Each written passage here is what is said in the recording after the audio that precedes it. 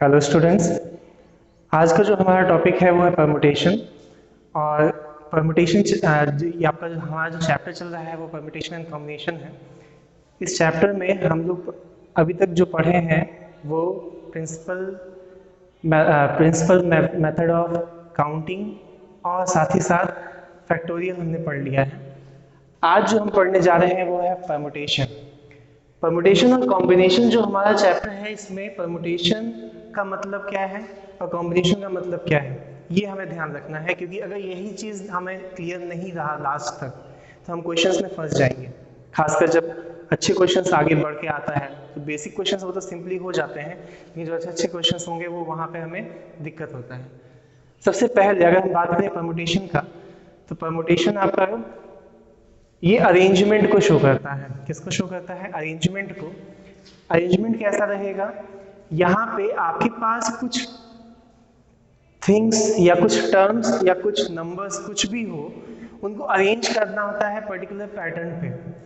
जैसे सपोज हमारे पास 5 different colours के कॉइन्स हैं। 5 डिफरेंट कलर्स के कॉइन्स हैं। अब इन कॉइन्स को मुझे अरेंज करना है दो पोजीशंस पे। तो दो पोजीशंस हैं तो मैक्सिमम कितने कॉइन्स रख सकता हूँ? 2। अब हमारे पास लेकिन कॉइन्स कितने हैं? 5 कॉइन्स हैं। अब इन 5 कॉइन्स का जो अरेंजमेंट होगा जो गिवन प्लेस पे, वही हमारा क्या कहलाता है? परमुटेशन कहलाता है। अब कैसे क्या होगा इसमें? जैसे यहाँ पे आपका जो दो प्लेस है, उन दो प्लेसेस में अगर ये हमारे पास 5 कॉइन्स हैं और इन 5 कॉइन्स को मुझे पुट करना है, तो सबसे पहले 1 और 2 आएगा, फर्स्ट और सेकंड कॉइन। फिर क्या आएगा? 2 और 3, फिर 3 और 4, फिर 4 और 5, फिर 1 और 2। अब ऐसे करते हुए बहुत ज़्यादा टाइम हो जाएगा। तो हमें यहाँ पे क्या करना है? अगर हम इसको जो हमने प्रिंसिपल मेथड ऑफ काउंटिंग को अगर हम यूज़ करते हैं यहाँ पे, डायरेक्ट कर सकते हैं, लेकिन जब बड़े क्वेश्चंस होंगे वहाँ पे दिक्कत होगा। अगर उससे हम करना चाहें तो हमारे पास जैसे 5 है, प्लेसेस कितने हैं? 2। सिंपली हम उसको डायरेक्ट बता सकते हैं कि हाँ कितने होंगे। अब परमुटेशन में हमारे पास यही होता है कि जो अरेंजमेंट होगा वो पर्टिकुलर पैटर्न पे होगा। मीन्स यहाँ पे ये नंबर का जो आपस में इंटरचेंज होगा, मीन्स अभी जैसे 1 2 बोला, 2 3 बोला, तो यहाँ पे ये भी पॉसिबल होगा कि 2 1 3 2, ये भी पॉसिबल कंडीशंस हैं। तो जब हमें ऐसे अरेंजमेंट करने हो जहाँ पे उनकी पोजीशंस, उनका पोजीशन भी इंपॉर्टेंट रहे, मतलब एक पर्टिकुलर पैटर्न को वो फॉलो करता रहे, तब उसको हम किस में स्टडी करेंगे? परमुटेशन में। अब किस में पैटर्न जरूरी नहीं होता है? कॉम्बिनेशन।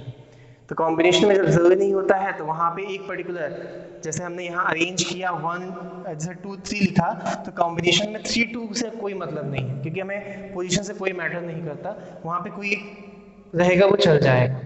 मतलब जो भी हमारे पास अरेंजमेंट हुआ, जैसे 22 3 आया, अब ये 2 3 में कॉम्बिनेशन के केस में हम बताएं तो वहां पे हमें 3 2 से कोई मतलब नहीं रहेगा। लेकिन अगर हम परमुटेशन की बात करेंगे तो वहां पे 2 3 भी इंक्लूड होगा और 3 2 भी रहेगा, ये दोनों चीज।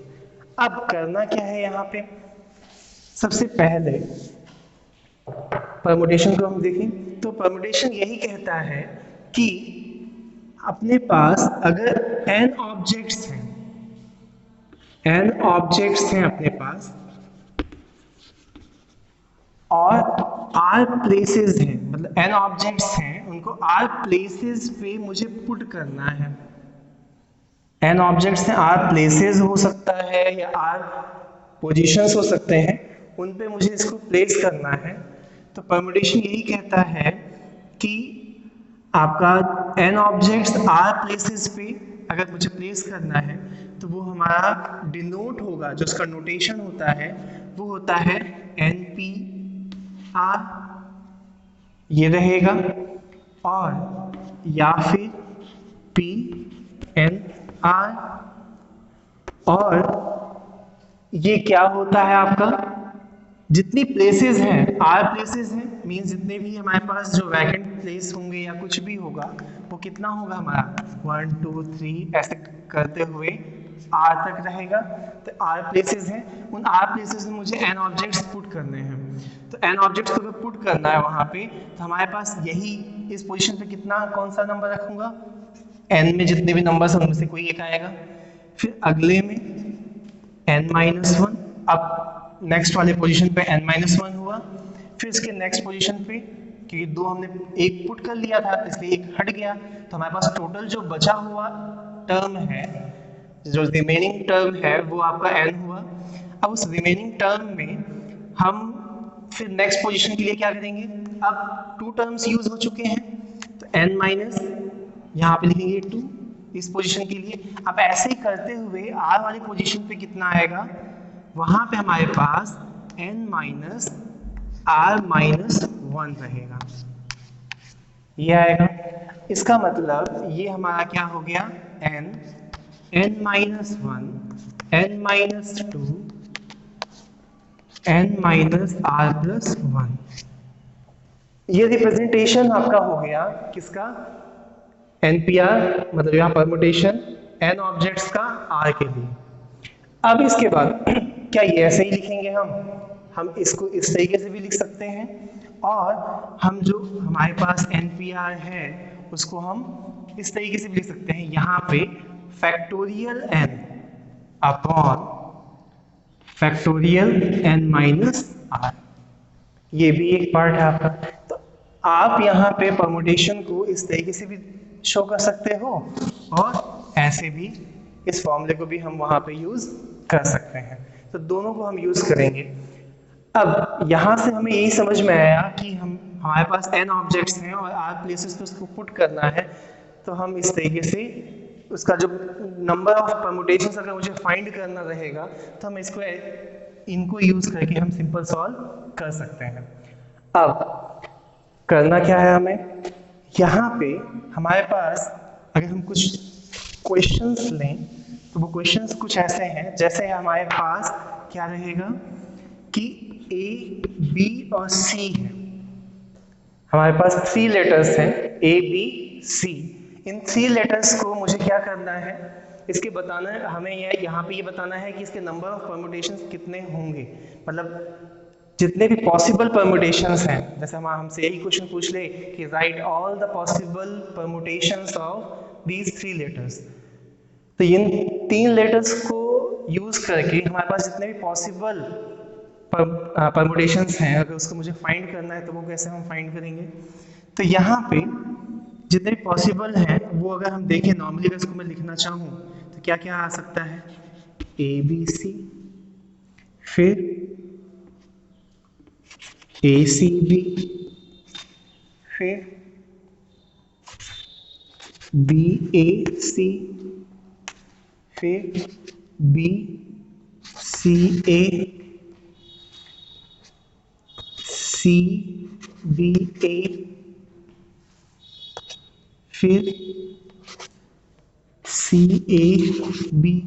अब इस तरीके से हमारे पास पॉसिबल निकल जाएंगे। तो यहाँ पे देख रहे हैं हम कि हर एक पोजीशन को ये लेता हुआ जाएगा, तो ऐसे हमारे पास ये क्या हो गया, आपके जितने भी पॉसिबल रहेंगे possible permutations of A, B, C। तो इसका मतलब ये, अब हमने क्या किया, यहाँ पे प्लेसेस भी 3 थे और हमारे पास जो अवेलेबल अल्फाबेट हैं वो भी 3 हैं। तो यहाँ अगर हम इसी को फॉर्मूले से निकालना चाहें कि टोटल नंबर्स में कितना होगा, तो वो क्या हो जाएगा, हमारे पास कितने हैं लेटर्स 3, मींस n की वैल्यू हमारे लिए क्या होगा यहाँ पे 3। कितने प्लेसेस पे मुझे रख के चेक करना है, 3 प्लेसेस पे, तो हमारे लिए इस क्वेश्चन में r भी क्या हो गया 3। तो इसका मतलब अगर मुझसे यहाँ पे यही तो पूछा कि परमुटेशन बताइए इसका, तो परमुटेशन इसका क्या हो जाएगा, तो मैं अगर डायरेक्ट फॉर्मूला यूज करता हूँ तो फॉर्मूला हमारे पास क्या है, फैक्टोरियल 3 हुआ और 3 माइनस 1 यहाँ पे आपका। तो ये आपके पास है इस तरीके से। बेसिक पे अगर हम लोग चलें तो बेसिक वाले पे हम अगर देखें यहाँ पे जो स्टार्टिंग वाला फॉर्मूला था वो हमारा क्या है, n था, n कितना है यहाँ पे, n आपका 3 है। नेक्स्ट आपका क्या है 3 माइनस 1 और 3 प्लेस पे पुट करना है, 3 माइनस 2, क्या हो जाएगा यहाँ पे 3, यहाँ पे 2 इंटू 1, कितना होगा हमारे पास टोटल 6, जो 6 पॉसिबल आपका निकल गया यहाँ पे। सेम ऐसे ही हमें बाकी क्वेश्चन सॉल्व करने हैं, जैसे अभी हम लोग कुछ क्वेश्चंस अभी हम देखते हैं जिनमें हम क्या यूज करेंगे परम्यूटेशंस का, ये सिंपल वाले क्वेश्चंस, बेसिक क्वेश्चंस को सॉल्व करेंगे। तो देखिए यहाँ पे हमारे पास उसी पे बेस्ड जो भी हमने टॉपिक पढ़ाया उसी पे बेस्ड हमारे पास क्वेश्चंस हैं। क्वेश्चन क्या है सबसे पहला कि 7 athletes are participating in a race, in how many ways can the first 3 prizes be won. अब देखिए यहाँ पे कितने एथलीट्स हैं अपने पास, 7 एथलीट्स हैं और वो पर्टिकुलर रेस में पार्टिसिपेट कर रहे हैं, ये कंडीशन है आपका। अब उसमें हमें ये बताना है कि जो फर्स्ट 3 प्राइजेस हैं वो किस वे में, कितने वेज में उसको हम जीतेंगे वो। तो इसका मतलब ये हुआ जो 7 एथलीट्स हैं, अब वो 3 का कॉम्बिनेशन मुझे बताना है, कौन से पॉसिबल कॉम्बिनेशंस हो सकते हैं। तो यहाँ पे हमसे यही पूछा है कि हाउ मेनी वेज, मतलब हमें वो टोटल जितने भी पॉसिबल परम्यूटेशंस हैं वो बताना है। क्वेश्चन से समझ में आ गया कि हाँ यहाँ पे जो प्रायोरिटी, जो पैटर्न है वो ज़रूर फॉलो होना चाहिए, कोई और जितने भी पॉसिबल पैटर्न्स हैं वो सभी इंक्लूड होंगे। तो इसका मतलब ये क्वेश्चन हमारा परम्यूटेशन का ही है। अब इसमें करना क्या है हमें, तो हमें जो गिवन है टोटल कितने एथलीट्स है अपने पास 7, इसका मतलब हमारे पास n कितना है 7 होगा, तो टोटल एथलीट्स अपने पास 7 हुए। अब कितनी प्लेसेस है, मतलब कितनी चीजें हो सकती हैं यहाँ पे, 3 प्राइजेस ही हैं। अब वो 3 प्राइजेस का ही मुझे पॉसिबल आउटकम यहाँ वेज बताना है, कितने वेज में वो होंगे। तो यहाँ पे आपके पास 3 प्राइजेस हैं, तो इसका मतलब जो प्लेस वाला पार्ट है वहां पे क्या हो गया हमारा 3 हो गया, n is equal to 7, r is equal to 3। अब हम यहाँ पे परम्यूटेशन क्योंकि हमें क्लियर है तो हम यहाँ पे सीधे NPR है। अब NPR में हमारे पास क्या रहेगा बच्चों, यहाँ पे आप डायरेक्ट अभी बेसिक पे ही चलते हैं, अभी बड़े वाले फॉर्मूले पे नहीं आते हैं। तो बेसिक पे अगर हम बात करें तो n है अपने पास, यहाँ पे इसका फैक्टोरियल n माइनस r, इसको हम यूज कर लेते हैं यहाँ पे factorial n upon n minus r। तो factorial n means factorial 7, factorial n minus r means 7 minus 3, क्या हो गया आपके पास फैक्टोरियल 7 और यहाँ पे आपके पास फैक्टोरियल 4। फैक्टोरियल को सॉल्व करना हमने बताया ही था लास्ट वीडियो में, तो वहां पे हमें क्या करना होगा, ठीक इसी के ऊपर जो हमारे पास है फैक्टोरियल 7 है उसको हम यहाँ तक ब्रेक करेंगे कि फैक्टोरियल 4 आ जाए। तो क्या होगा 7 इंटू 6 इंटू 5 इंटू फैक्टोरियल 4, नीचे फैक्टोरियल 4 है ही, ये कैंसिल हो जाएगा, इनका कैलकुलेशन करेंगे तो कितना आ जाएगा 210। तो कितने वेज मिले हमें 200 वेज जो हैं, इतने तरीके हैं इन 3 प्राइजेस को जीतने का। अब जो हमारे पास अगला क्वेश्चन है वो भी हम पहले ये देखेंगे क्या ये परम्यूटेशन का ही है। सबसे पहले हाउ मेनी वर्ड्स विद और without meaning can be form using all the letters of the word equation. अब यहाँ पे देखिए हमारे पास क्वेश्चन ये कह रहा है कि मीनिंग या मीनिंग के बिना, क्योंकि हम इंग्लिश तो नहीं पढ़ रहे हैं यहाँ पे, तो हमसे मीनिंग से कोई मतलब नहीं है यहाँ। तो हमें यहाँ इक्वेशन एक वर्ड दिया गया है, यहाँ पे कुछ लेटर्स हैं, इनको मिला के ये हमारे पास टोटल जो लेटर्स दिए गए हैं वो 8 लेटर्स हैं। इन 8 लेटर्स में आपके पास क्या गिवन है, आपको ये बोला गया है कि इनको अरेंज किया गया है। क्या हमें इस क्वेश्चन में प्लेस बताया जैसे यहाँ पे बताया था? नहीं, यहाँ पे हमसे बस इतना बोला कि इसको रीअरेंज करके आप कितने वर्ड्स बना सकते हो। तो इसका मतलब यहाँ कितने प्लेसेस ये यूज करेगा, 8 प्लेसेस ही यूज करेगा, जितने वर्ड्स हैं उतने प्लेसेस यूज करेगा। ऐसे क्वेश्चंस में ये हमें समझ लेना होगा कि जब हमें प्लेसेस ना कंफर्म दिया हो तो जितने वर्ड, जितने लेटर्स हैं वहां पे उतने ही प्लेसेस अवेलेबल हैं हमें वर्ड फॉर्म करने के लिए। तो इसका मतलब इस क्वेश्चन में हमारे पास क्या रहेगा बच्चों, 8, n कितना है हमारे पास 8 है। अब प्लेसेस कितने होंगे, वो भी कितना होगा हमारे पास 8 ही होगा। तो n 8 है, r 8 है, तो इसका मतलब अगर हम यहाँ पे यूज करते हैं परम्यूटेशन निकालने के लिए कितने वेज होंगे, तो वो हो जाएगा factorial n upon factorial n minus r, जो क्या होगा आपका फैक्टोरियल 8 अपॉन यहाँ पे फैक्टोरियल 8 माइनस 8। तो यहाँ पे ये क्या हो गया, नीचे वाला टर्म आपका हट गया, तो हमारे पास आंसर क्या है फैक्टोरियल 8। इसको सॉल्व कर लेंगे, पूरा फैक्टोरियल 8 को सिंप्लीफाई कर लेंगे, यहाँ पे भी छोड़ देते हैं, तो ये हमारा आंसर रहेगा। तो इन दोनों क्वेश्चंस में डिफरेंस था, इसमें आपको प्लेस भी गिवन था, गिवन वो था, और आपको नंबर ऑफ टर्म्स भी यहाँ पे गिवन था। इसमें केवल नंबर्स जो आपके हैं वो गिवन है, लेकिन प्लेस नहीं गिवन था, वो इनडायरेक्टली आपसे क्वेश्चन में बोला गया था। तो ये दो क्वेश्चन हमारे किस पे बेस्ड थे, परम्यूटेशन पे भी आपका था। अब इन दोनों क्वेश्चंस में अगर मैं कुछ चेंज करना चाहूँ तो क्या चेंज हो सकता है।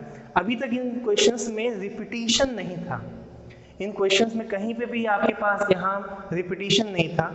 मींस हमारे पास जैसे अगर 7 एथलीट है, 2 एथलीट कभी एक साथ हो ही नहीं सकते कि एक जैसे ही 2 लोग हो, वो जुड़ो वाला केस अलग हो जाएगा। अब यहाँ पे जैसे इक्वेशन है, इस पूरे इस वर्ड में, इक्वेशन वर्ड में कोई भी ऐसा लेटर नहीं था जो रिपीट था। अब हम कुछ ऐसे क्वेश्चंस करेंगे जिसमें आपके पास रिपीटिशंस हो। रिपीटिशंस होने में अब वहाँ उसके क्वेश्चंस करने से पहले हम यहाँ पे कुछ देख लेते हैं कि क्या करना रहेगा मुझे। इसमें करने के लिए हमारे पास अगर हम बात यहाँ पे करें तो यहाँ जो क्वेश्चंस होंगे उसका जो टेक्निक होगा करने का, सॉल्व करने का, वो कुछ ऐसा रहेगा कि अगर हमारे पास n ऑब्जेक्ट्स हैं, कितने ऑब्जेक्ट्स हैं, n ऑब्जेक्ट्स हैं। अब उस n ऑब्जेक्ट या n टर्म्स हैं, तो खासकर ये लेटर्स में ही मिलेगा हमें। तो जैसे सपोज हम लिखते हैं यहाँ पे, हमने सपोज ही बोला है तो सपोज को ही लिख देते हैं हम लोग। अब इस सपोज लेटर में आपके पास क्या है, डबल p हमने लिख दिया यहाँ पे, ये एक हमने वर्ड लिखा है, ठीक है। इस वर्ड में p आपका रिपीट हो रहा है, बाकी सारे टर्म्स तो सिंगल ही हैं, और s रिपीट हो रहा है। दो यहाँ पे दो ऐसे लेटर्स हैं जो रिपीट हो रहे हैं। जब ऐसा कंडीशन हो, जब जिसमें वर्ड्स में लेटर्स रिपीट हों, तब फॉर्मूले में चेंजेस हो जाते हैं। फॉर्मूले में जो चेंजेस होंगे वो ऐसे होंगे कि अगर आपके पास इन लेटर्स को मैं सिंबलाइज कर देता हूं, P, S वाले लेटर को, जिसको मैं सर्कल में कर रहा हूं, S वाले लेटर्स को हम मान लेते हैं Q, ये हमारे पास है, इसको P मान लिया, इसको Q मान लिया। तो हमारे पास जो फॉर्मूला रहेगा परम्यूटेशन यहाँ पे निकालने के लिए, वो ये हो जाएगा कि टोटल कितने लेटर्स थे, उनका फैक्टोरियल n, टोटल लेटर्स का, और जो रिपीट हो रहे हैं बस उनको हम नीचे लिखेंगे। रिपीट कौन हो रहा है आपका, फैक्टोरियल p और फैक्टोरियल q। समझ में आया। ऐसे ही जितने भी टर्म्स हो, जो जो रिपीट होता है बस उसको आप नीचे लिखते चलिएगा। जब रिपीटिशन वाले ऐसे क्वेश्चंस होंगे उनमें, जब आपसे परम्यूटेशन फाइंड करने के लिए कहेगा। सेम ऐसे ही अगर हमारे पास अगला रहे कि n तो आपका है, लेकिन हमारे पास जो रिपीट हुए हैं वो p भी है, q भी है, r भी है, इस टाइप से है आपके पास। तो हमारे पास यहाँ पे जो फॉर्मूला रहेगा परम्यूटेशन के लिए वो आपका हो जाएगा फैक्टोरियल n, ये टोटल नंबर्स को जितने भी टर्म्स हैं उसको बताएगा, factorial p, factorial q, factorial r, ऐसे करता हुआ जाएगा आपका। तो इस तरीके से यहाँ पे हमें अब जो भी हम क्वेश्चन सॉल्व करेंगे उसमें हम इन्हीं फॉर्मूलेस को यूज करेंगे। तो यहाँ पे देखिए हमारे पास एक क्वेश्चन है कि इन how many ways can the letters of the word pencil be arranged. यहाँ पे हमसे ये बोला जा रहा है कि अपने पास पेंसिल एक वर्ड है, इस वर्ड में आपको ये दो चीजें पूछ रहा है ना, इसमें भी आपको परम्यूटेशन ही फाइंड करना है। हाउ मेनी वेज, यहाँ पे परम्यूटेशन की ही बात है, लेकिन यहाँ पे रिपीटिशन नहीं है अभी। तो रिपीटिशन नहीं है, लेकिन यहाँ इस क्वेश्चन में एक चीज आपको ला दिया है, पर्टिकुलर किसी एक लेटर को आपको यहाँ पे बता दिया गया है। तो यहाँ हमसे ये कहा फर्स्ट पार्ट में कि n is always next to e, n हमेशा, मतलब ऐसे इसका अरेंजमेंट तो आप करोगे, लेकिन उस अरेंजमेंट में हमेशा ऐसा होगा कि e के बाद ही n आपको मिलेगा।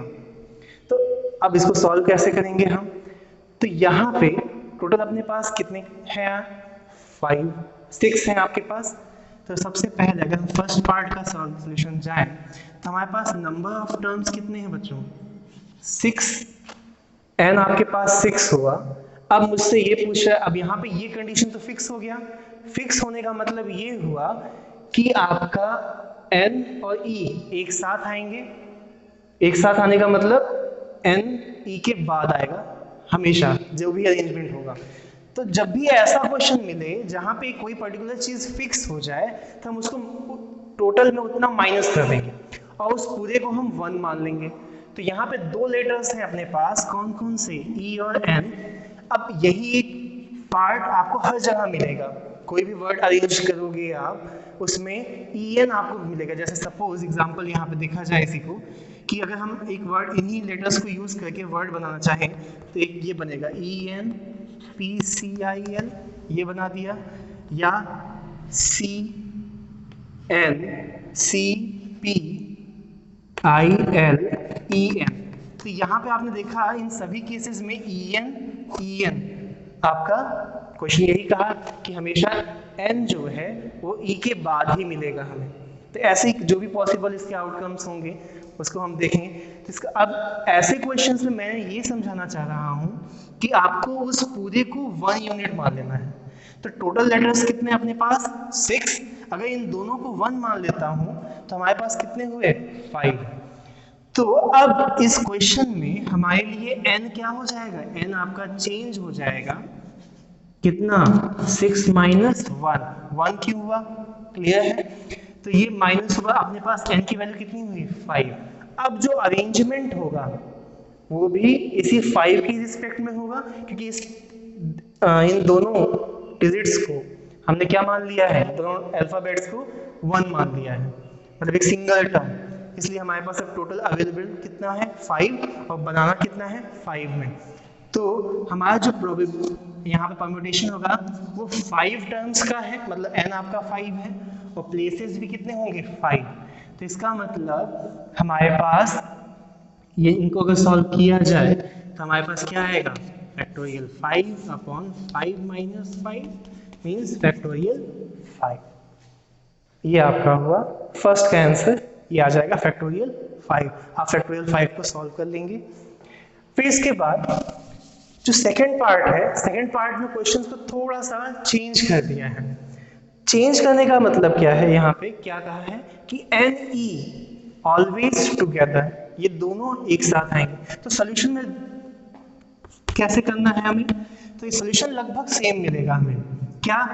अब इस केस में भी हमारे पास N और E को हम क्या मान लेंगे? मिला के, क्योंकि दोनों हमेशा एक साथ आएंगे। क्वेश्चन यही कहा कि ऑलवेज टुगेदर, ठीक? दो N और E आपका एक साथ मिलना है। तो इस केस में हमारे पास क्या रहेगा? फिर से N की वैल्यू 5 ही होगी और प्लेसेस जो होंगे मींस R भी, वो भी हमारे पास 5 होगा। तो 5p5 इज इक्वल टू, यहाँ पे क्या आया बच्चों? ये हो जाएगा आपका, सीधे हम फैक्टोरियल 5 पता ही हमें। अब लेकिन इस क्वेश्चन में हमसे ये कहा N और E, तो यहाँ पे तो ये फिक्स था एक पैटर्न कि EN था, लेकिन इसमें ऐसा तो नहीं बोला है ना कि N E के बाद आएगा या E N के बाद आएगा, ऐसा कुछ नहीं बोला। तो यहाँ पे जो पॉसिबल आपके पास हैं वो क्या होंगे? N E भी कंडीशन होगा और जो दूसरा है E N भी होगा। तो ये 2 कंडीशंस हुए। तो इसका मतलब हमें इन 2 कंडीशंस को भी सॉल्व करना होगा। तो ये 2 कंडीशन कितना? अब ये 2 प्लेसेस को बता दिया।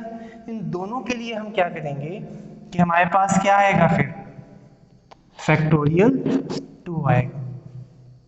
ये क्लियर है? क्योंकि हमारे पास ये 2 पॉसिबल आउटकम है। वहां पे सिंगल था तो इसलिए उसमें कुछ नहीं दिक्कत हुआ, यहाँ पे 2 हुआ टू क्यों? क्योंकि दो डिफरेंट पार्ट आ गए हमने अपने पास।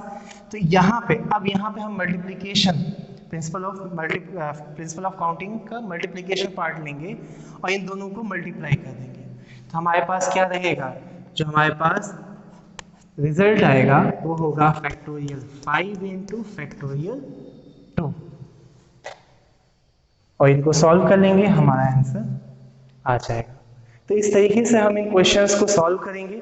इसमें हमें एक चीज ध्यान देना था, दोनों क्वेश्चंस डिफरेंट था। यहाँ पे दो टर्म्स फिक्स थे, यहाँ पे उसमें वेरिएशन पॉसिबल था। तो इस तरीके से इस ऐसे ही क्वेश्चंस आपका एनसीईआरटी में भी है, डॉटर के क्वेश्चंस हैं, वहाँ पे वॉवेल्स को ला दिया गया है।